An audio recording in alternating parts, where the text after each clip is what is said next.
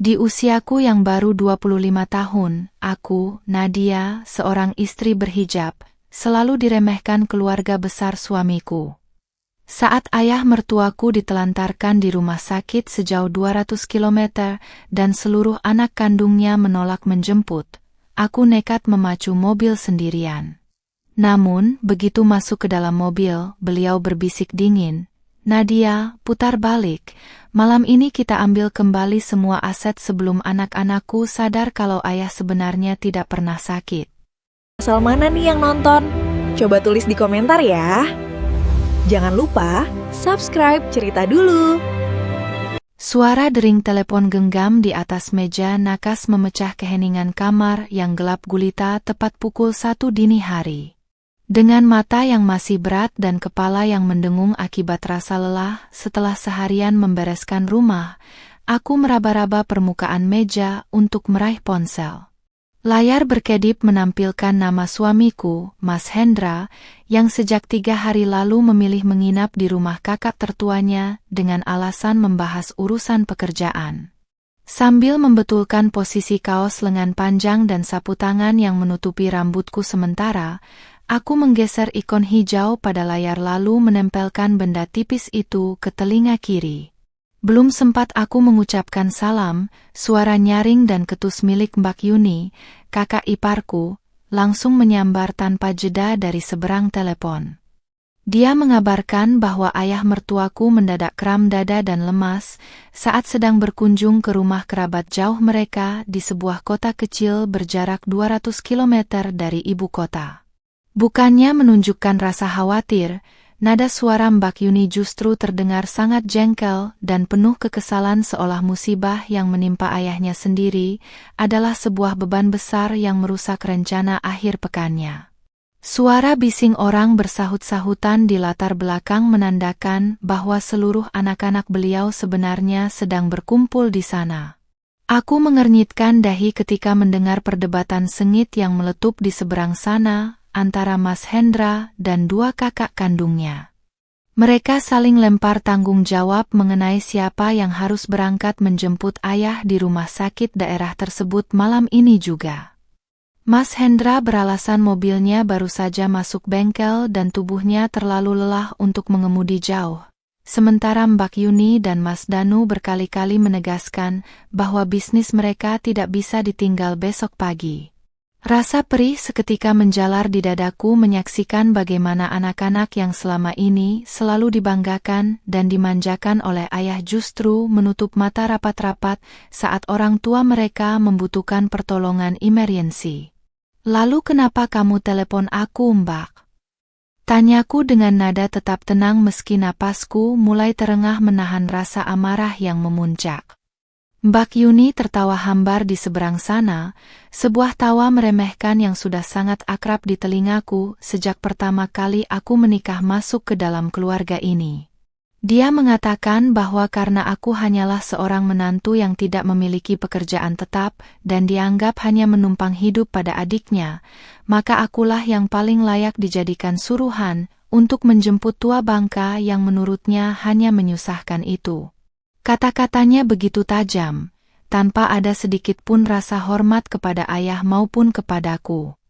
Tanpa membuang waktu untuk berdebat lebih panjang yang hanya akan menghabiskan energi, aku langsung menyambar kunci mobil City Car perak milikku yang terparkir di garasi kecil. Aku bergegas menuju cermin, mengenakan hijab pashmina kaos polos berwarna coklat muda, lalu merapikan pakaian kasualku agar siap menembus dinginnya malam. Selama 3 tahun menikah dengan Mas Hendra, aku memang selalu dipandang sebelah mata dan dianggap tidak berhak bersuara hanya karena berasal dari keluarga sederhana. Namun, membayangkan ayah mertuaku terbaring sendirian di ruang perawatan rumah sakit daerah tanpa ada satupun keluarga yang mendampingi, nuraniku sama sekali tidak sanggup membiarkannya. Suasana jalan raya luar kota malam itu sangat sepi dan didominasi oleh truk-truk tronton besar yang melaju kencang menembus ke pekat malam. Gerimis tipis mulai membasahi kaca depan mobil, membuat wiper berdecit teratur menggeser bulir-bulir air yang membiaskan cahaya lampu jalan. Jarum jam di dashboard menunjukkan pukul 2 pagi ketika aku makin menginjak pedal gas, membiarkan mesin mobil meraung membelah kegelapan jalur lintas provinsi. Pikiran mengenai bagaimana kondisi ayah saat ini terus membayangi, membuat kedua tanganku menggenggam erat lingkar kemudi hingga buku-buku jariku memutih. Sepanjang jalan, ponselku berkali-kali berdering menampilkan pesan singkat dari Mas Hendra yang terus mewanti-wanti agar aku tidak menggunakan kartu kredit keluarga untuk membayar biaya rumah sakit ayah. Dia bahkan menginstruksikan agar aku membawa ayah pulang ke rumah kontrakan kami saja, bukan ke rumah besar milik ayah, dengan alasan rumah utama sedang diidentifikasi untuk dinilai harganya oleh agen properti. Pembicaraan dingin mengenai pembagian aset yang sudah dilakukan anak-anaknya, bahkan sebelum napas orang tua mereka berhenti, membuat dadaku makin terasa sesak oleh rasa tidak percaya. Setelah menempuh perjalanan yang melelahkan melintasi jalanan berkelok dan minim penerangan selama hampir 3 jam setengah, papan petunjuk arah rumah sakit daerah akhirnya terlihat di pinggir jalan utama. Aku mengarahkan kendaraan masuk ke area parkir rumah sakit yang tampak sangat sepi dan temaram, hanya diterangi beberapa lampu neon tua yang berkedip-kedip. Bau khas antiseptik dan hawa dingin malam langsung menyambut begitu aku melangkahkan kaki keluar dari mobil menuju bangunan IGD. Rasa lelah di tubuhku menguap seketika, berganti dengan tekad bulat untuk membawa ayah keluar dari tempat yang asing ini. Di lorong rumah sakit yang sunyi, aku mendapati sosok pria tua beruban sedang duduk sendirian di atas bangku besi dingin di luar ruang perawatan. Pakaian kemeja batiknya tampak sedikit kusut dan wajahnya terlihat lelah, namun tidak ada selang oksigen atau infus yang menempel pada tubuhnya, seperti yang digambarkan oleh Mbak Yuni di telepon. Saat langkah kakiku mendekat, beliau perlahan menengadahkan kepala dan menatapku lurus-lurus. Tatapan matanya tidak mencerminkan seorang pesakitan yang lemah, melainkan menyiratkan sebuah ketenangan luar biasa yang bertolak belakang dengan kekacauan yang dituduhkan anak-anaknya. "Ayah." "Nadia datang untuk menjemput ayah," ucapku lirih sambil berlutut kecil di hadapannya dan meraih tangan kanannya yang terasa hangat untuk kucium dengan penuh hormat. Beliau menepuk pundakku pelan, sebuah gestur lembut yang belum pernah diberikan oleh anak kandungnya sendiri. Beliau tidak mengeluh sakit sedikit pun, melainkan hanya mengangguk pelan dan berdiri dengan tegak tanpa bantuan, seolah kekuatan fisiknya sama sekali tidak terganggu oleh serangan jantung yang diklaim oleh keluarga besar beberapa jam lalu. Aku berjalan di samping beliau menuju area parkir, membukakan pintu depan sebelah kiri agar beliau bisa duduk dengan nyaman di dalam mobilku. Setelah memastikan posisi duduk beliau aman, aku memutari bagian depan kendaraan dan mengambil tempat di balik kemudi, siap untuk menyalakan mesin dan memulai perjalanan panjang kembali ke kota. Suasana di dalam mobil terasa begitu hening, hanya terdengar derak pendingin udara yang mulai menyejukkan kabin. Aku menarik napas dalam-dalam, merasa lega karena telah berhasil menjalankan tugas sulit ini demi kemanusiaan dan rasa hormat kepada orang tua. Namun, saat jariku baru saja hendak memutar kunci kontak untuk menyalakan mesin, sebuah tangan berurat yang kokoh mendadak memegang pergelangan tanganku dengan genggaman yang sangat kuat.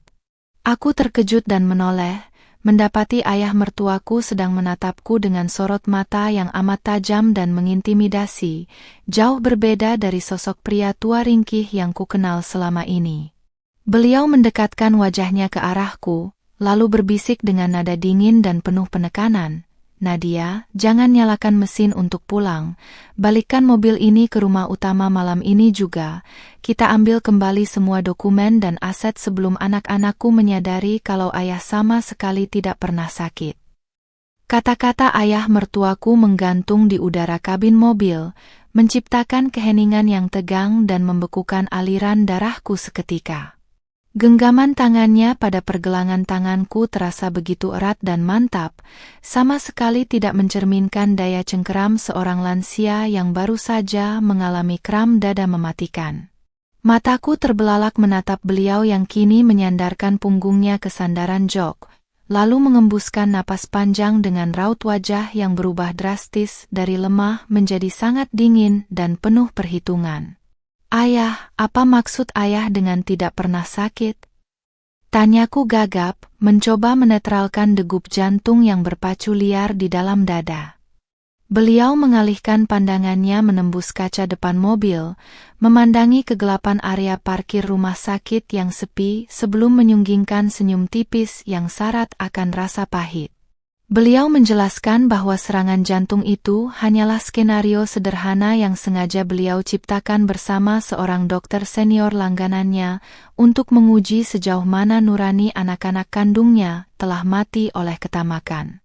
Beliau mengungkapkan bahwa selama beberapa bulan terakhir, beliau berpura-pura linglung dan sering jatuh sakit untuk melihat reaksi anak-anaknya. Hasilnya sangat ironis. Bukannya merawat ketiga anak kandungnya, termasuk suamiku sendiri, Mas Hendra, malah diam-diam bersekongkol dengan pengacara keluarga untuk memalsukan surat kuasa dan menguasai seluruh rekening serta sertifikat tanah atas nama beliau. Malam ini, di saat mereka mengira beliau terbaring tak berdaya di rumah sakit daerah yang jauh, mereka berencana membongkar brankas pribadi di ruang kerja rumah utama. Rasa syok yang luar biasa menghantam dadaku, menyisakan kepedihan mendalam saat menyadari betapa buruknya karakter pria yang kunikahi selama 3 tahun ini. Mas Hendra yang selama ini aku kenal sebagai sosok yang penurut pada orang tua, ternyata ikut serta dalam konspirasi busuk untuk menyingkirkan ayah kandungnya sendiri demi bagian harta warisan. Kebohongan demi kebohongan yang disembunyikan keluarga besar ini mendadak terkelupas, memperlihatkan betapa buruknya tabiat mereka di balik topeng kemewahan dan status sosial yang selama ini mereka banggakan. "Nadia, ayah tahu selama ini kamu selalu diinjak-injak, dianggap tidak selevel, dan dijadikan perawat gratisan di keluarga ini," ujar ayah mertuaku dengan nada suara yang berangsur melembut, mengendurkan genggaman tangannya lalu menatap mataku penuh kesungguhan. Beliau melanjutkan bahwa di antara semua orang yang mengaku sebagai keluarganya, hanya aku yang mau mengemudikan mobil sejauh 200 km menembus malam gelap tanpa memikirkan pembagian harta atau keuntungan pribadi, murni karena rasa kemanusiaan dan kepedulian. Beliau lalu merogoh saku dalam kemeja batiknya dan mengeluarkan sebuah kunci perak berukir rumit bersama sebuah flash disk hitam kecil. Beliau meletakkannya tepat di atas telapak tanganku, menutup jemariku rapat-rapat mengelilingi kedua benda tersebut. Beliau menjelaskan bahwa kunci itu adalah akses ke brankas rahasia kedua yang tertanam di bawah lantai ruang kerja rumah utama, tempat seluruh dokumen kepemilikan aset yang asli disembunyikan sebelum sempat diubah oleh Mbak Yuni dan Mas Danu. "Putar balik mobil ini, Nadia. Kita harus tiba di rumah utama sebelum pukul 5 pagi, sebelum mereka berhasil mendatangkan tukang kunci bayaran untuk membongkar brankas atas," perintah ayah dengan nada penuh wibawa yang tak tertolak. Tanpa ragu lagi, aku mengangguk mantap, menyalakan mesin kendaraan, dan menggeser tuas transmisi. Rasa lelah yang sempat menggerogoti tubuhku mendadak sirna, berganti dengan semangat membara untuk menegakkan keadilan dan menyingkap kebusukan orang-orang yang selama ini meremehkanku. Mobil perakku meluncur deras keluar dari pelataran rumah sakit, memutar balik arah dan kembali membelah kegelapan jalan lintas provinsi. Hujan gerimis yang tadinya tipis kini mulai deras membasahi kaca depan, namun sapuan wiper yang cepat seolah mencerminkan tekadku yang tidak lagi goyah. Di sampingku, ayah mertuaku mengeluarkan ponsel khusus berpapan ketik fisik dan mengetikkan beberapa pesan singkat kepada seseorang, bertindak tenang seperti seorang panglima perang yang sedang mengatur strategi balasan. Di tengah perjalanan, ponsel pribadi milikku yang terpasang pada dudukan dashboard kembali berdering nyaring, menampilkan nama Mas Hendra di layarnya. Atas isyarat dari ayah mertuaku yang menggelengkan kepala perlahan, aku menekan tombol pengeras suara untuk menerima panggilan tersebut tanpa mengubah fokus mengemudi. Suara Mas Hendra terdengar sangat terburu-buru dan penuh kepalsuan, menanyakan apakah aku sudah berhasil membawa orang tuanya dan di mana posisi kendaraan kami saat ini. Kamu sudah sampai rumah sakit, Nadia? Kalau sudah, langsung bawa ayah ke rumah kontrakan kita saja ya, jangan balik ke rumah utama, cecar Mas Hendra dari seberang telepon dengan nada yang sengaja dibuat cemas. Dia beralasan bahwa rumah utama sedang dalam perbaikan instalasi listrik yang berbahaya bagi kesehatan ayah. Aku bisa mendengar tawa samar Mbak Yuni di latar belakang panggilan, sebuah tanda bahaya yang makin membenarkan peringatan ayah mertuaku bahwa mereka sedang membersihkan rumah utama dari jejak hukum. Aku melirik ke arah ayah mertuaku melalui kaca spion dalam, melihat beliau hanya tersenyum dingin sambil menyilangkan kedua tangannya di dada. Dengan suara tenang dan terkontrol, aku merespons panggilan suamiku. Iya Mas, ini aku sedang di jalan mengurus ayah. Mas Hendra tidak perlu khawatir. Aku akan memastikan ayah mendapatkan tempat yang paling aman malam ini. Tanpa menunggu balasan lebih lanjut dari suamiku yang tampak puas dengan jawaban diplomatis tersebut, aku langsung mematikan sambungan telepon secara sepihak. Mobil melaju kencang menembus kepekat malam, memangkas jarak kilometer demi kilometer menuju pusat kota demi mengejar waktu. Jarum penunjuk kecepatan bertahan di angka tinggi, seirama dengan detak jantungku yang kian gemuruh, menantikan apa yang akan terjadi begitu kami menapakkan kaki di rumah utama. Malam yang dingin ini bukan lagi sekadar perjalanan penjemputan orang sakit, melainkan sebuah awal dari pembalasan setimpal untuk menyingkapkan keserakahan keluarga besar yang telah melupakan rasa kemanusiaan demi tumpukan harta. Mobil peraku akhirnya membelok memasuki kawasan perumahan elit bernuansa kolonial tepat pukul 4 pagi. Suasana kompleks begitu lengang, hanya diterangi jajaran lampu jalan berwarna kuning temaram yang memantul di atas aspal basah. Dari kejauhan, aku sudah melihat gerbang besi menjulang tinggi milik rumah utama milik ayah mertuaku dalam keadaan sedikit terbuka, sementara dua mobil mewah milik Mbak Yuni dan Mas Danu terparkir sembarangan di halaman depan.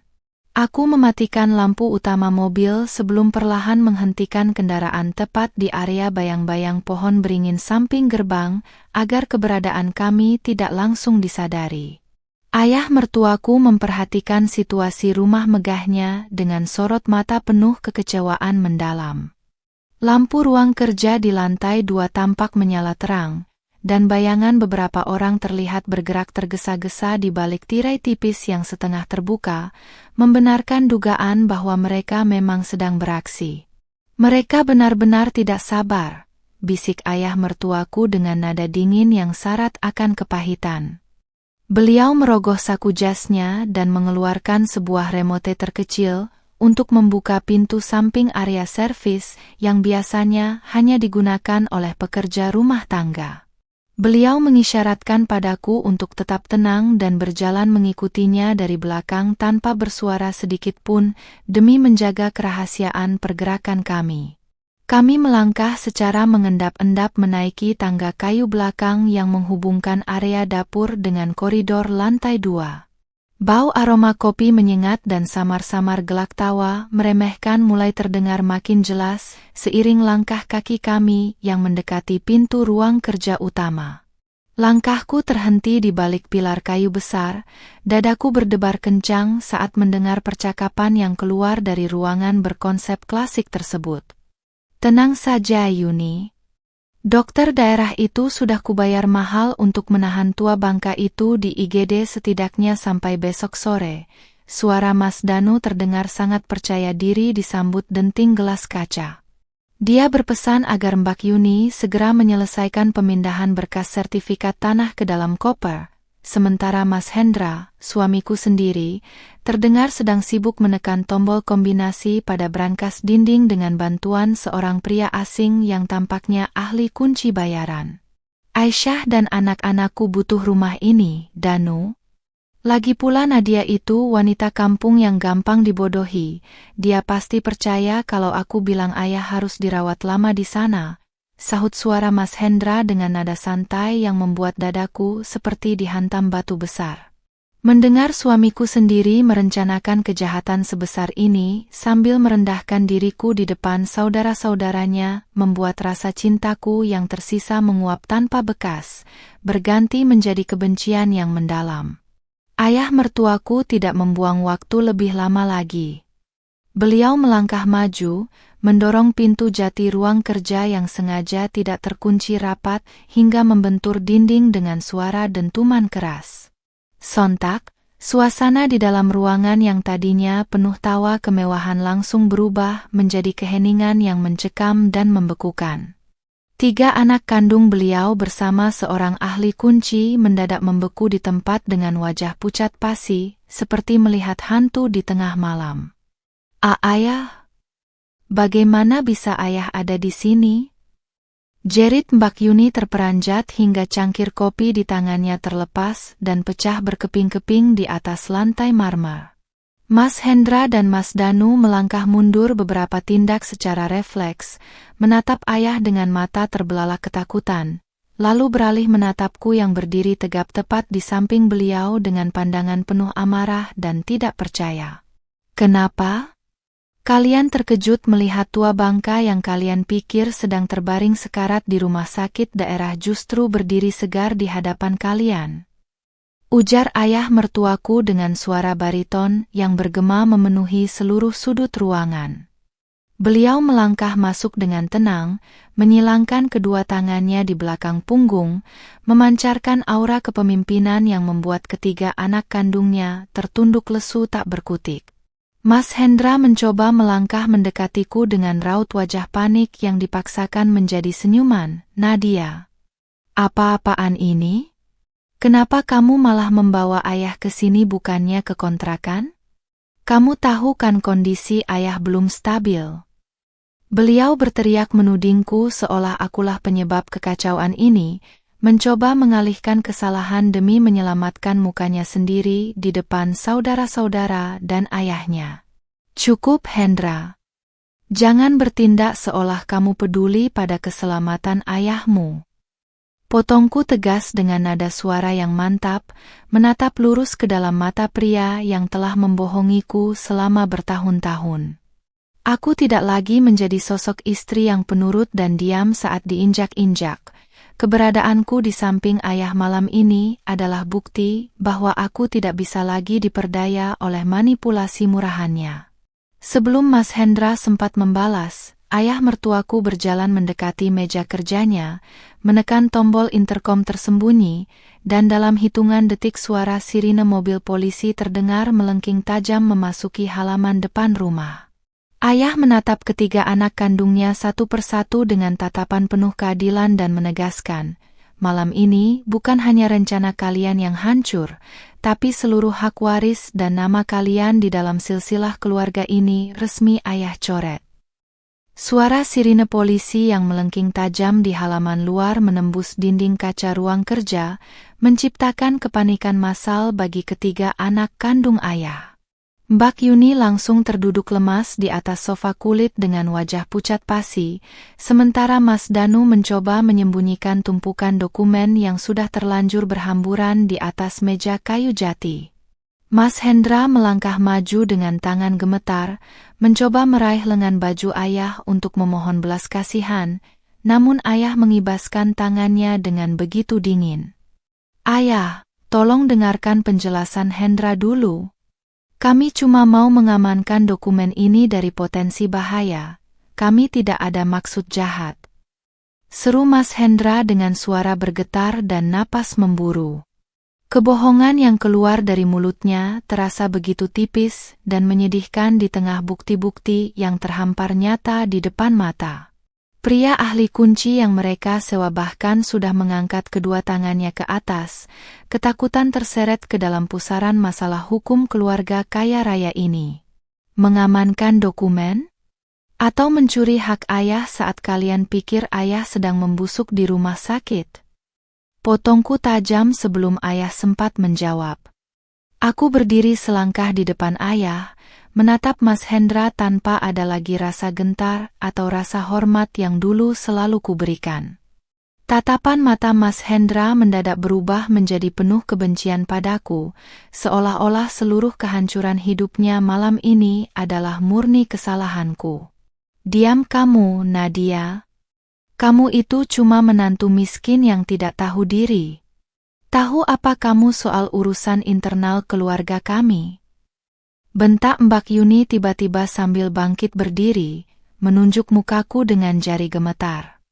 Rasa angkuh yang selama bertahun-tahun ia pelihara masih coba ia pertahankan, meski posisinya sudah terpojok di ujung jurang. Baginya, aku tetaplah wanita berhijab sederhana yang tidak berhak ikut campur dalam pembagian harta bernilai puluhan miliar ini. Namun sebelum aku sempat membalas hinaan itu, pintu ruang kerja terdorong lebar dan 4 petugas polisi berseragam lengkap masuk dipimpin oleh seorang perwira menengah. Petugas tersebut membungkuk hormat ke arah ayah mertuaku, menandakan bahwa keberadaan mereka di sini bukanlah kebetulan semata, melainkan bagian dari skenario matang yang telah disiapkan ayah sejak jauh hari. Suasana ruangan mendadak menjadi sangat formal dan mengintimidasi. Selamat malam, Pak Suwandi. Kami menerima laporan atas dugaan pencurian dokumen berharga dan penyusupan di properti pribadi Anda, ujar perwira polisi tersebut dengan suara tegas yang bergema di seluruh ruangan. Beliau melirik ke arah tumpukan map sertifikat dan peralatan ahli kunci yang tergeletak di atas lantai marmer, secara otomatis mengumpulkan bukti petunjuk awal di lokasi kejadian.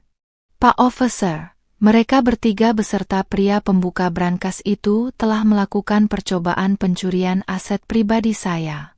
Silakan amankan mereka untuk diproses sesuai hukum yang berlaku, perintah ayah mertuaku dengan nada datar tanpa ragu sedikit pun. Keputusan tegas itu membuat Mas Danu langsung berlutut di lantai, memegang kaki ayah sambil meratap histeris meminta pengampunan dari orang tua yang telah ia hianati. Ayah, jangan lakukan ini pada anak kandung ayah sendiri. Apa kata orang-orang nanti kalau keluarga kita masuk berita? Jerit Mas Danu dengan air mata yang mulai menetes membasahi celana kain mewahnya. Rasa gengsi dan ketakutan akan hancurnya reputasi sosial kini menggerogoti pikirannya, melebihi rasa penyesalan atas perbuatan bejat yang baru saja ia lakukan bersama saudara-saudaranya.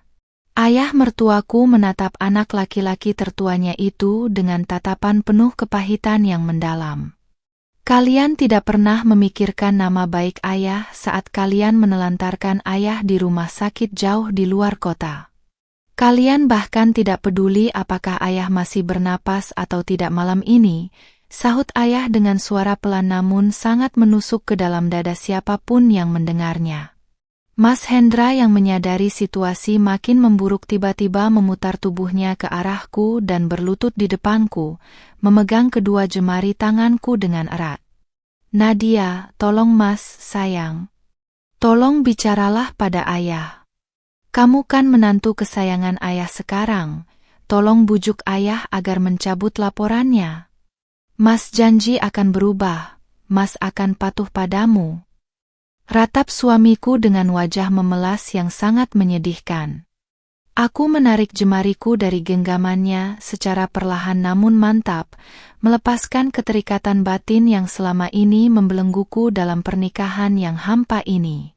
Pernikahan kita dibangun di atas rasa hormat dan kejujuran, Mas.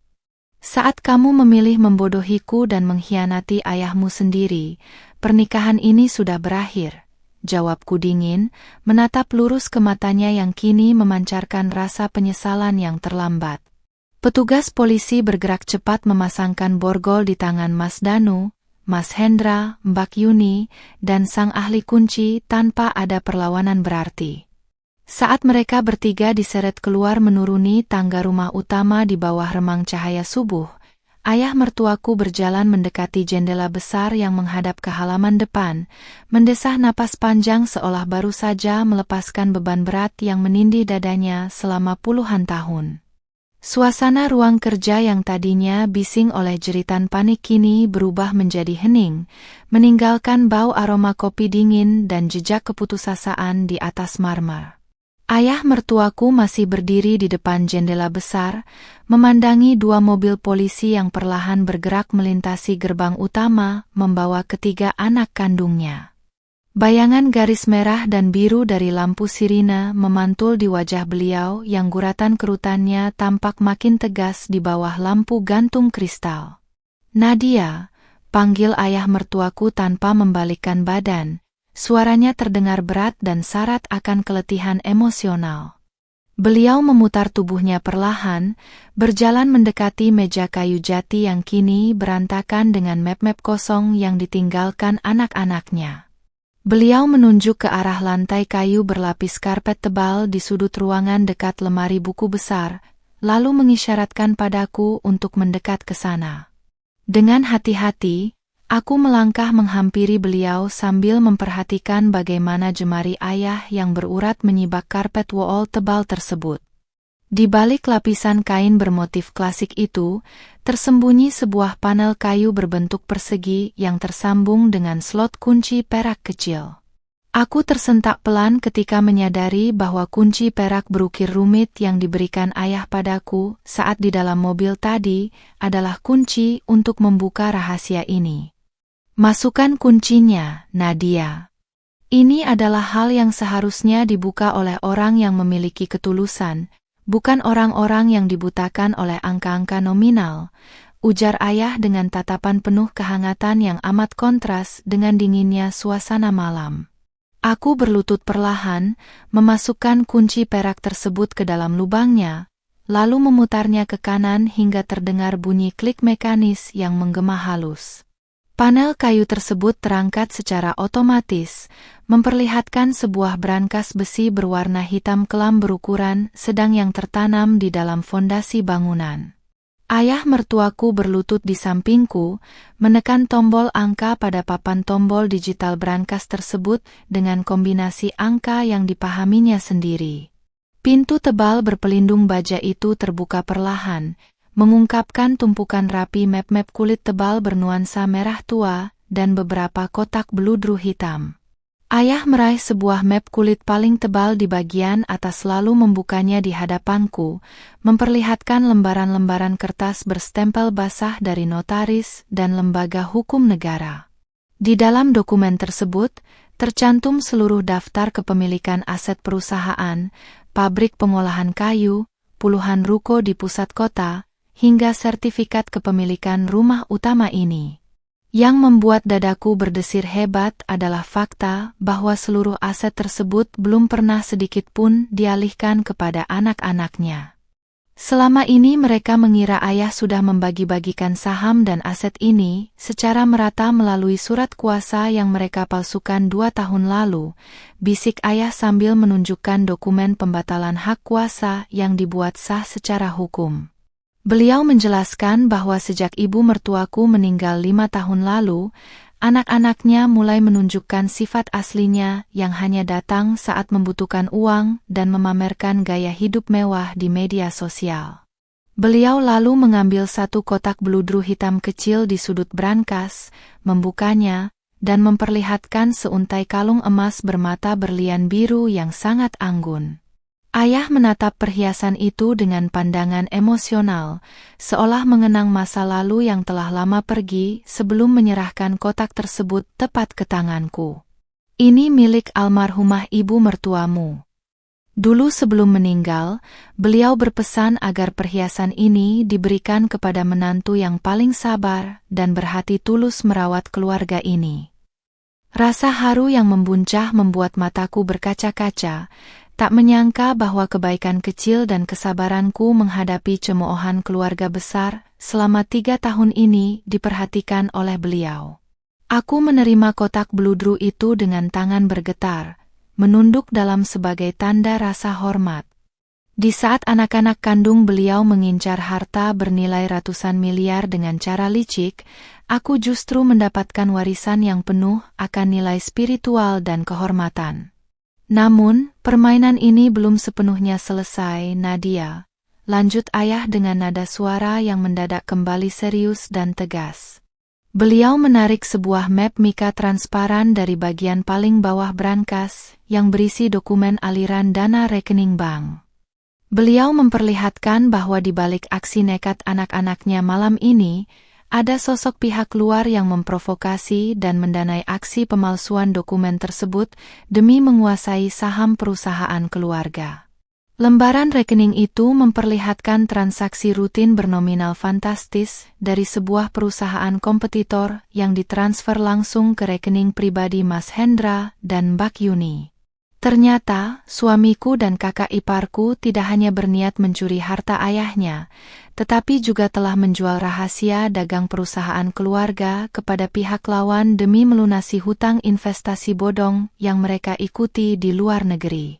Aku menggenggam dokumen-dokumen itu erat-erat, menyadari betapa dalam dan gelapnya jurang kebohongan yang selama ini menutupi kehidupan rumah tanggaku. Fajar mulai menyingsing di balik jendela, memancarkan sinar keemasan yang menembus kegelapan ruang kerja. Aku menatap ayah mertuaku dengan pandangan mantap, siap melangkah ke babak berikutnya untuk membongkar seluruh jaringan pengkhianatan ini hingga ke akar-akarnya.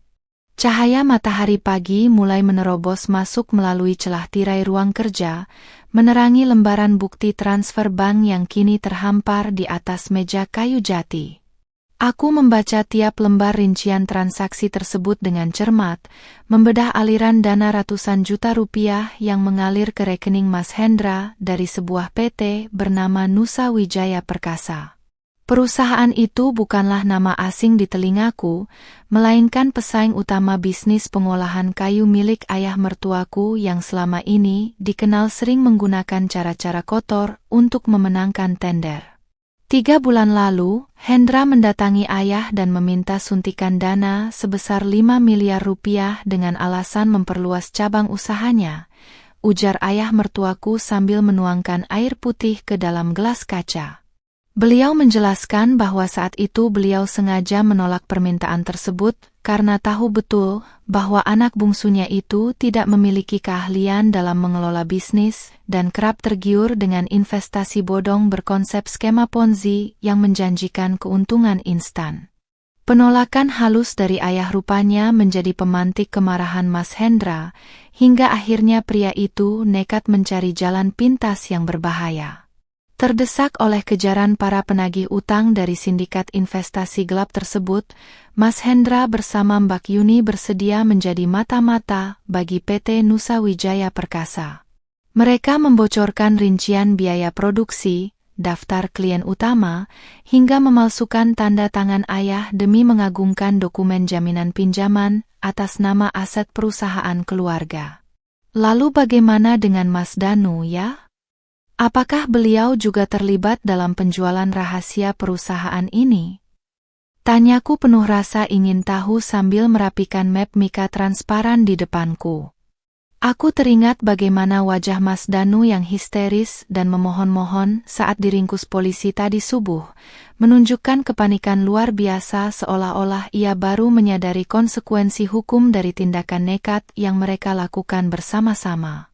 Ayah mertuaku menggelengkan kepala perlahan dengan senyum sinis yang mengembang di bibirnya. Danu itu cuma manusia rakus yang bodoh. Dia tidak tahu apa-apa soal kerja sama Hendra dengan pihak luar, dia cuma diajak oleh Yuni dengan iming-iming bahwa rumah utama ini akan dilelang dan hasilnya akan dibagi rata 3 orang sebelum ayah sempat membuat surat wasiat resmi. Sungguh luar biasa betapa keserakahan telah membuai pikiran mereka hingga tega menusuk orang tua sendiri dari belakang. Mas Hendra yang selama ini bersikap seolah-olah suami yang tertindas dan selalu mengeluhkan kekuranganku, ternyata adalah sosok pembohong besar yang tenggelam dalam jeratan utang dan kejahatan korporasi. Seluruh drama dan kelakuannya selama 3 tahun pernikahan kami kini terasa seperti panggung sandiwara yang sangat menjijikkan. Pukul 8 pagi, pintu ruang kerja ketukan pelan dari luar. Pengacara pribadi ayah mertuaku, Pak Pratama, seorang pria paruh baya berpenampilan klimis dengan setelan jas hitam yang sangat rapi, melangkah masuk ke dalam ruangan sambil membawa sebuah tas kerja kulit tebal. Beliau membungkuk hormat kepada ayah dan menyapa aku dengan sangat sopan, menandakan bahwa beliau sudah mengetahui seluruh situasi yang terjadi sejak dini hari tadi. Selamat pagi, Pak Suwandi, Bu Nadia. Saya baru saja kembali dari kantor kepolisian wilayah untuk memastikan proses penahanan ketiga putra-putri Anda berjalan sesuai prosedur hukum, ujar Pak Pratama dengan suara tenang dan sangat profesional. Beliau meletakkan beberapa lembar dokumen berita acara pemeriksaan awal di atas meja, lalu mengeset komputer jinjingnya untuk memperlihatkan perkembangan penyidikan terkini dari pihak kepolisian. Pak Pratama mengungkapkan bahwa pihak kepolisian telah menetapkan Mas Hendra, Mbak Yuni, Mas Danu, dan sang ahli kunci sebagai tersangka kasus percobaan pencurian dengan pemberatan dan pemalsuan dokumen otentik. Selain itu, dari penyitaan telepon genggam milik Mas Hendra, penyidik berhasil menemukan bukti obrolan aplikasi pesan singkat yang mendokumentasikan rencana penjualan rahasia, dagang serta skenario penelantaran ayah di rumah sakit daerah. Anak-anak saya saat ini pasti sedang mengandalkan pengacara mahal untuk mengeluarkan mereka dengan status tahanan luar, bukan begitu, Pratama? Tebak ayah mertuaku dengan raut wajah tanpa keraguan sedikit pun. Beliau mengenali betul tabiat anak-anaknya yang selalu merasa bisa menyelesaikan segala masalah di dunia ini dengan kekuatan uang dan koneksi sosial yang selama ini mereka banggakan di depan publik. Pak Pratama tersenyum tipis lalu mengangguk membenarkan dugaan tersebut. Betul sekali, Pak. Kuasa hukum dari pihak Ibu Yuni dan Pak Hendra sudah mengajukan permohonan penangguhan penahanan pagi ini. Namun, berdasarkan bukti rekaman suara dan dokumen otentik yang kita serahkan, Kapolres menolak permohonan tersebut secara tegas demi kepentingan penyidikan lebih lanjut. Ayah mertuaku berdiri dari kursi kebesarannya, berjalan menghampiriku, lalu menepuk bahuku lembut seolah menyalurkan kekuatan moral yang sangat besar. Beliau menatap Pak Pratama dengan pandangan tajam yang tak terbantahkan, lalu memberikan perintah lanjutan yang akan mengubah arah hidupku selamanya. Pratama, siapkan juga berkas gugatan cerai untuk Nadia terhadap Hendra hari ini. Pastikan pria penipu itu keluar dari penjara nanti tanpa membawa sepeser pun uang maupun aset dari keluarga ini. Proses hukum berjalan begitu cepat seperti bola salju yang meluncur deras dari puncak gunung. 2 hari setelah malam mencekam di rumah utama, aku mendampingi Pak Pratama mendatangi pengadilan agama untuk mendaftarkan gugatan cerai terhadap Mas Hendra. Berkas-berkas pelanggaran taklik talak, penelantaran, hingga tindak pidana kejahatan korporasi yang menjeratnya menjadi bukti kokoh yang tak bisa disanggah sedikit pun oleh pihak lawan.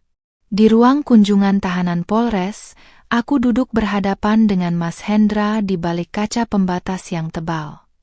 Wajah pria yang dulunya selalu tampil necis dan angkuh itu kini terlihat kusam, bermata sembab, dan mengenakan baju tahanan berwarna oranye mencolok. Tidak ada lagi sisa-sisa kesombongan yang dulu kerap ia tunjukkan saat meremehkanku di depan keluarga besarnya. Nadia, tolong cabut gugatan cerai ini, aku mohon padamu, bisik Mas Hendra dengan suara parau melalui interkom kecil di dinding. Tangan kanannya menempel pada kaca, memohon dengan sorot mata ketakutan yang luar biasa. Dia mengaku sangat menyesal telah terpengaruh oleh hasutan Mbak Yuni dan tekanan utang investasi bodong yang melilit lehernya selama setahun terakhir. Aku menatapnya dengan pandangan datar tanpa ada lagi riak emosi atau rasa kasihan yang dulu selalu membuatku mengalah. Penyesalanmu datang terlambat, Mas. Kamu tidak hanya mengkhianati pernikahan kita, Tapi kamu juga tega menelantarkan dan merencanakan hal jahat pada ayah kandungmu sendiri demi uang, jawabku tegas dengan nada suara yang tenang namun dingin. Mas Hendra terisak pelan, kepalanya tertunduk dalam menghantam meja besi di hadapannya. Dia menceritakan betapa Mbak Yuni dan Mas Danu di sel sebelah kini saling tuduh dan menyalahkan satu sama lain atas kehancuran ini. Seluruh pengacara mahal yang pernah mereka sewa mundur satu persatu begitu mengetahui bahwa ayah mertuaku memegang bukti aliran dana pidana yang melibatkan PT Nusa Wijaya Perkasa. Aku tidak punya apa-apa lagi, Nadia. Rumah kontrakan kita sudah disita bank, mobilku ditarik leasing, dan ayah benar-benar mencoret namaku dari hak waris, tutur Mas Hendra dengan suara bergetar dipenuhi rasa putus asa. Dunia gemerlap dan status sosial tinggi yang selama ini menjadi kebanggaannya hancur berkeping-keping hanya dalam semalam akibat keserakahannya sendiri. Aku berdiri dari kursi, membetulkan posisi hijabku, lalu menatap pria itu untuk terakhir kalinya sebelum membalikkan badan. Itu adalah tuai dari apa yang kamu tanam sendiri, Mas.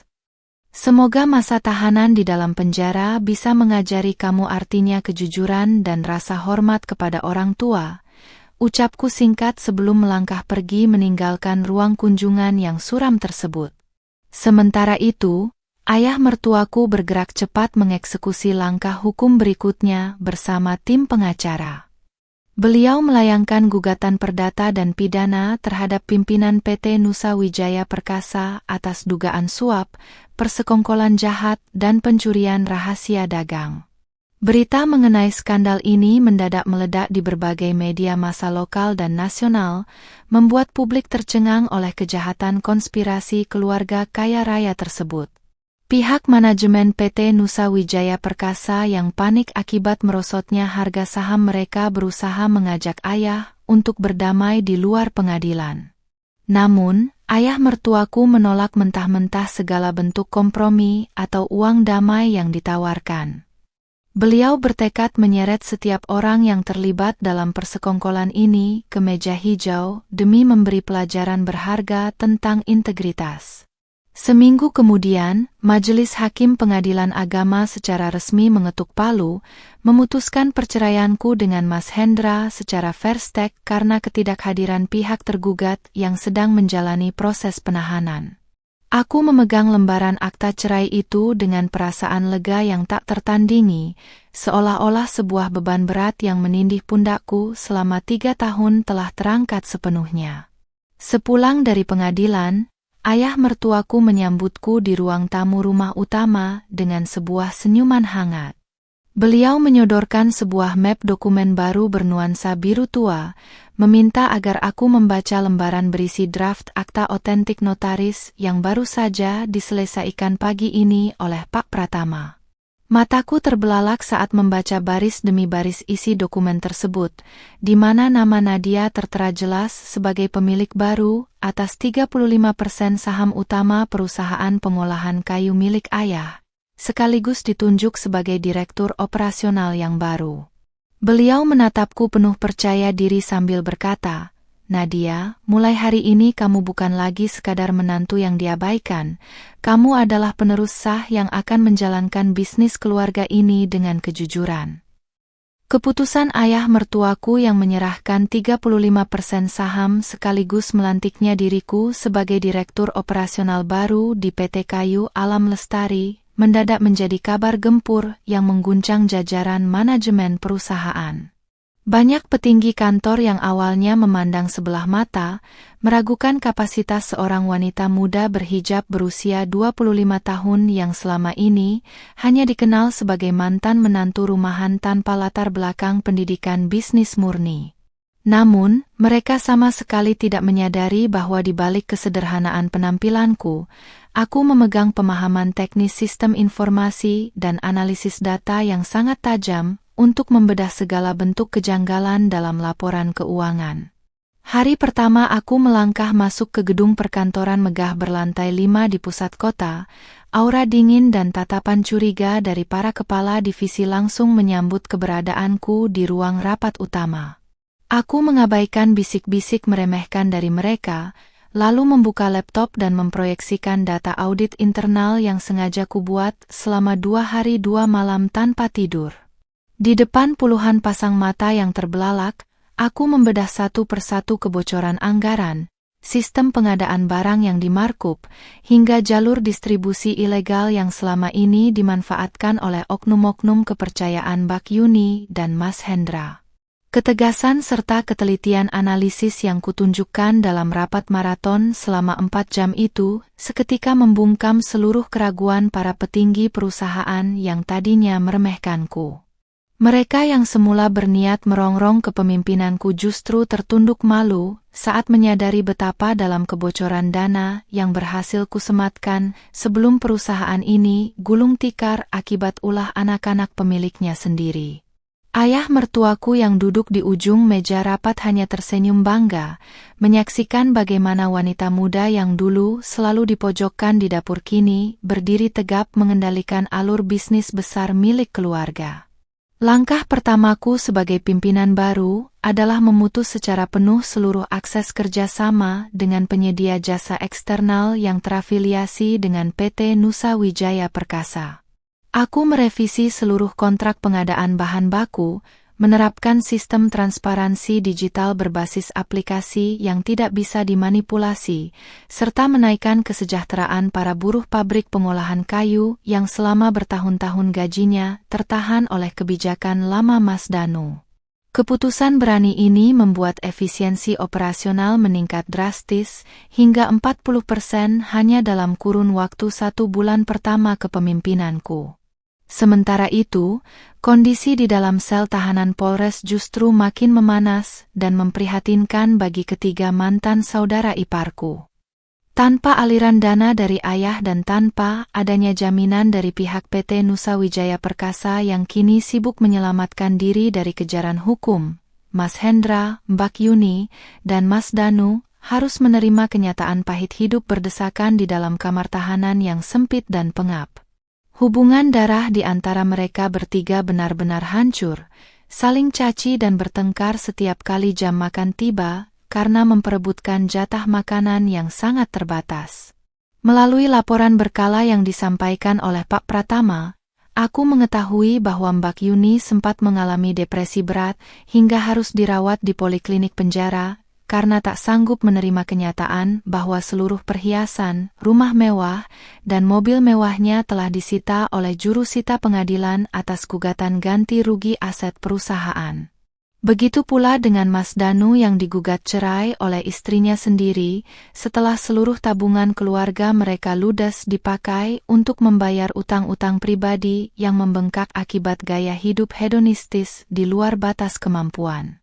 Suatu sore di akhir pekan, ketika aku sedang merapikan beberapa berkas perjanjian ekspor kayu di ruang kerja rumah utama, ponsel genggamku berdering menerima pesan singkat dari nomor yang tidak kukenal. Pesan itu ternyata dikirim oleh mantan ibu mertuaku dari pihak Mas Hendra, seorang wanita sepuh yang selama ini tinggal di luar kota dan jarang sekali menyapa, yang menangis histeris memohon agar aku sudi menjenguk Mas Hendra yang dikabarkan sakit keras di dalam sel. Beliau memohon sambil membawa-bawa nama agama dan rasa kasihan agar aku membuang rasa dendam serta membujuk ayah untuk mencabut seluruh gugatan pidana. Aku memandangi layar ponsel itu dengan hela napas panjang, merenungkan betapa seringnya orang-orang menggunakan tameng rasa iba saat posisi mereka sudah terdesak di ujung tanduk, namun melupakan kejamnya perbuatan mereka saat sedang berada di atas angin. Dulu, ketika aku difitnah, dihina sebagai wanita yang tidak selevel, dan dijadikan pembantu tanpa gaji di rumah ini, tak satu pun dari mereka yang memiliki rasa iba atau simpati padaku. Kebijakan yang kuambil hari ini bukanlah bentuk dendam kesumat, melainkan bentuk penegakan hukum dan keadilan atas kezaliman yang telah merusak tatanan keluarga. Tanpa membalas pesan tersebut, aku berjalan menuju teras belakang rumah utama tempat ayah mertuaku sedang menikmati teh hangat sambil membaca koran pagi. Beliau menatapku dengan pandangan teduh, seolah bisa membaca pergolakan batin yang sempat melintas di wajahku akibat pesan singkat tersebut. Beliau meletakkan cangkir tehnya, lalu memberi isyarat agar aku duduk di kursi kayu ukir yang berada tepat di samping beliau untuk berbincang hati ke hati dari seorang tua kepada penerusnya. Nadia, jangan pernah ragu atau merasa bersalah atas ketegasan yang kamu ambil hari ini, tutur ayah mertuaku dengan suara baritonnya yang tenang namun syarat akan kebijaksanaan hidup yang mendalam. Beliau menegaskan bahwa membiarkan orang yang salah menerima hukuman atas perbuatannya adalah bentuk kasih sayang yang paling tinggi agar jiwa mereka terbiasa bertanggung jawab, bukannya memanjakan kejahatan atas nama rasa kasihan yang salah tempat hingga merusak tatanan nilai kebenaran. Kata-kata ayah mertuaku bagaikan air sejuk yang menyiram keteguhan hatiku, menghapuskan sisa-sisa keraguan yang sempat terbersit dalam pikiran muda umur 25 tahunku. Aku menyadari bahwa perjalanan panjang yang kutempuh, mulai dari memacu mobil sendirian sejauh 200 km menembus pekatnya malam hingga berdiri di pilar kepemimpinan perusahaan ini, adalah takdir yang telah dirancang dengan sangat indah untuk membentuk karakter diriku menjadi wanita berhijab yang tangguh, mandiri, dan berwibawa. Tepat pada penghujung bulan tersebut, berkas perkara kasus pencurian dengan pemberatan, pemalsuan dokumen otentik, dan kejahatan korporasi yang melibatkan ketiga anak kandung ayah dinyatakan lengkap atau P21 oleh pihak Kejaksaan Negeri.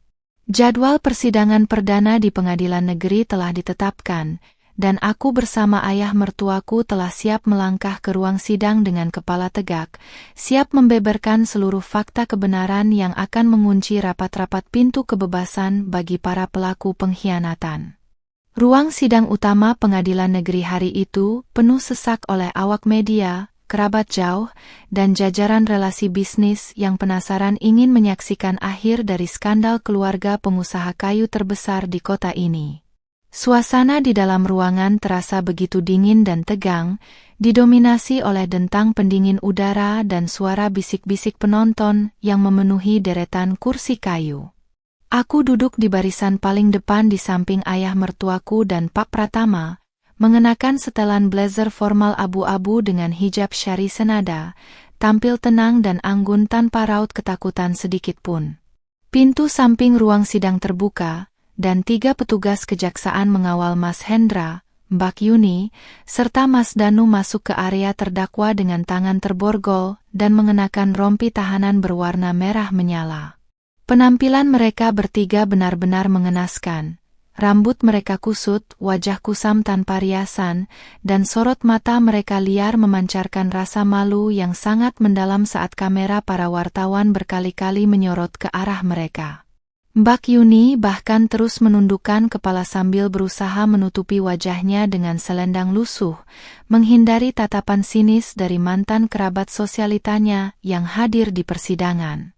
Majelis hakim yang dipimpin oleh seorang hakim ketua berwajah tegas memasuki ruangan, disambut seruan penghormatan dari panitera yang membuat seluruh hadirin berdiri seketika. Setelah mengetuk palu 3 kali menandakan sidang resmi dibuka untuk umum, jaksa penuntut umum mulai membacakan berkas dakwaan tebal yang menjerat ketiga terdakwa atas tindak pidana pencurian dengan pemberatan, pemalsuan surat otentik, dan persekongkolan jahat korporasi. Rincian pasal demi pasal yang dibacakan dengan suara lantang menggema di setiap sudut ruangan, memperjelas kejahatan sistematis yang tega mereka lakukan terhadap orang tua mereka sendiri. Ketika giliran ayah mertuaku dipanggil ke depan sebagai saksi korban utama, beliau melangkah dengan tenang dan memancarkan wibawa yang luar biasa di hadapan majelis hakim. Kesaksian yang disampaikan ayah begitu jernih, lugas, dan diperkuat oleh rekaman CCTV, bukti percakapan aplikasi pesan, serta hasil audit independen yang kuperiksa sebelumnya. Tidak ada kebohongan yang bisa disembunyikan lagi. Seluruh pembelaan yang disampaikan oleh tim kuasa hukum terdakwa patah satu persatu di bawah tumpukan bukti otentik yang tidak sanggup mereka sanggah. Tiba giliranku untuk memberikan kesaksian sebagai saksi kunci yang menjemput ayah malam itu, serta menemukan indikasi awal kebocoran data perusahaan. Aku berdiri di depan mikrofon saksi, menjawab setiap pertanyaan hakim dan jaksa dengan kalimat yang tertata rapi, tegas, dan sangat meyakinkan. Mas Hendra yang duduk di kursi terdakwa berkali-kali menatapku dengan mata berkaca-kaca, memancarkan keputusasaan yang teramat sangat, namun tatapanku tetap lurus ke depan demi menegakkan hukum dan keadilan yang telah lama terinjak-injak. Suasana ruang sidang mendadak riuh saat jaksa penuntut umum memutar rekaman suara percakapan telepon antara Mas Hendra dan Mbak Yuni pada malam penelantaran di rumah sakit. Suara tawa meremehkan Mbak Yuni yang menyebut ayah sebagai tua bangka yang menyusahkan serta sebutan wanita kampung gampang dibodohi yang ditujukan padaku terpancar nyaring dari pengeras suara ruangan. Beberapa pengunjung sidang terdengar mendesis murka, sementara hakim ketua mengelengkan kepala perlahan, menunjukkan ketidakpercayaan atas kekejaman moral yang dilakukan oleh anak-anak terhadap ayah kandungnya sendiri. Memasuki agenda pembacaan tuntutan, jaksa penuntut umum menuntut Mas Hendra dan Mbak Yuni dengan hukuman penjara masing-masing selama 7 tahun, sementara Mas Danu dituntut hukuman 5 tahun penjara karena terbukti ikut serta dalam percobaan pencurian dokumen otentik. Mendengar tuntutan berat tersebut, Mbak Yuni mendadak menjerit histeris hingga pingsan di kursi terdakwa, membuat petugas keamanan harus bergegas membawanya keluar ruangan untuk mendapatkan pertolongan medis darurat sebelum sidang skor sementara. Mas Hendra yang ditinggal sendirian di kursi terdakwa tampak gemetar hebat, air matanya menetes deras membasahi rompi tahanan yang dikenakannya. Saat skor sidang berlangsung, dia memanfaatkan celah waktu untuk berlutut di dekat pagar pembatas pembacaan saksi, meraih ujung rok blazerku sambil meratap histeris. "Nadia, ampuni Mas, Nadia. Tolong katakan pada ayah agar memaafkan kami. Mas tidak sanggup mendekam di penjara selama itu, Mas bisa gila di dalam sana." Jeritnya dengan suara yang pecah oleh rasa frustrasi. Aku melepaskan lipatan rokku dari genggamannya dengan gerakan perlahan namun sangat berjarak, menatap pria yang dulu pernah menjadi suamiku itu tanpa ada rasa dendam maupun rasa kasihan yang tersisa. "Kamu tidak sedang menghukum dirimu karena mencintai orang tua atau istri, Mas, tapi kamu sedang memanen hasil dari keserakahan yang kamu tanam sendiri. Hadapilah hukuman ini sebagai bentuk penebusan dosamu di dunia," jawabku dengan tatapan mata yang bening dan tenang sebelum berjalan mundur menjauhinya. Setelah skors diangkat dan Mbak Yuni dikembalikan ke ruang sidang dalam kondisi lemas, majelis hakim akhirnya membacakan vonis resmi. Hakim ketua menyatakan ketiga terdakwa terbukti secara sah dan meyakinkan bersalah melakukan tindak pidana sesuai dakwaan primer tanpa ada alasan pemaaf atau pembenar. Vonis hukuman jatuh tidak jauh dari tuntutan jaksa. Mas Hendra dan Mbak Yuni dijatuhi hukuman 6 tahun 6 bulan penjara, sedangkan Mas Danu dijatuhi hukuman 4 tahun 6 bulan penjara tanpa penangguhan. Ketok, ketok, ketok. Suara dentuman palu hakim yang menggema 3 kali menandai berjalannya keadilan hukum di atas bumi.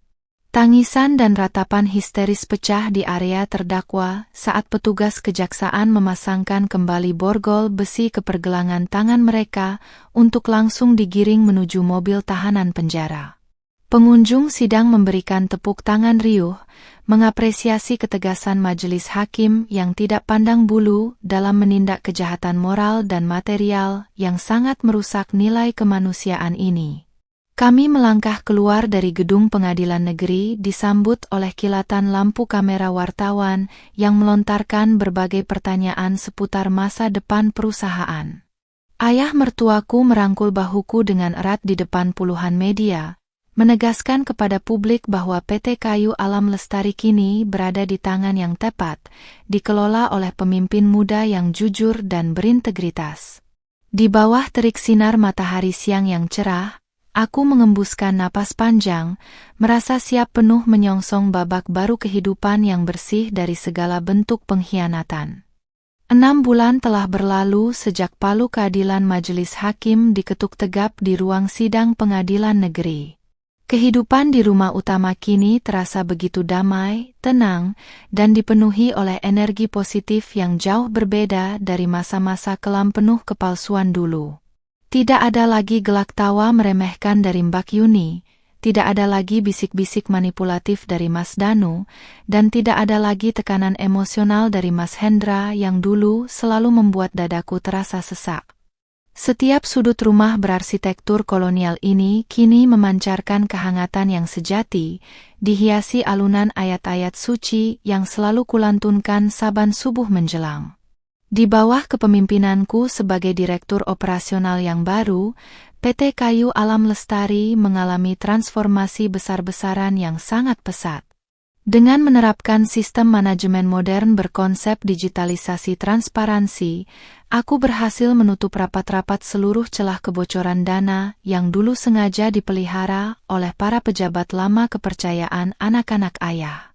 Kepercayaan para investor asing dan klien besar yang sempat goyah akibat skandal keluarga kini pulih sepenuhnya, bahkan perusahaan berhasil membukukan kenaikan profit tertinggi dalam kurun waktu 5 tahun terakhir.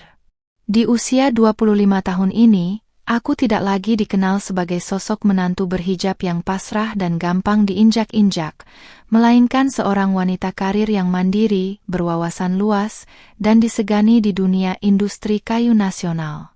Aku membuktikan pada dunia bahwa kesederhanaan pakaian dan latar belakang keluarga yang biasa-biasa saja bukanlah penghalang untuk berdiri tegap memimpin ratusan karyawan dengan kejujuran. Rasa percaya diri yang dulu sempat terkikis oleh hinaan keluarga besar suamiku kini telah kembali sepenuhnya, memancar dari setiap langkah dan keputusan profesional yang kuambil. Sementara itu, di dalam lembaga pemasyarakatan, kabar mengenai ketiga mantan saudara iparku sampai ke telinga kami melalui laporan rutin dari Pak Pratama. Mas Hendra kini harus menghabiskan hari-harinya dengan bekerja di bengkel pertukangan penjara, merasakan betapa kerasnya mencari sesuap nasi dengan keringat sendiri, setelah selama ini dimanjakan oleh harta orang tua. Mbak Yuni dilaporkan makin terasingkan karena sifat angkuhnya yang membuat para penghuni sel lain enggan menyapanya. Sedangkan Mas Danu harus menerima kenyataan pahit bahwa rumah dan aset pribadinya telah disita untuk melunasi utang-utang yang menumpuk. Suatu sore yang cerah di akhir pekan, aku duduk bersama ayah mertuaku di gazebo taman belakang rumah utama sambil menikmati secangkir teh hangat. Sinar matahari senja berwarna keemasan menembus dedaunan pohon mangga, menciptakan bayangan-bayangan indah di atas rumput hijau yang terawat rapi. Ayah menatapku dengan pandangan mata yang dipenuhi rasa bangga dan haru yang amat mendalam, sebuah tatapan seorang ayah kepada anak kandung yang amat dicintainya. Nadia, ayah sangat bersyukur malam itu kamu yang datang mengemudikan mobil sejauh 200 km untuk menjemput ayah, ujar beliau dengan suara baritonnya yang lembut namun dalam.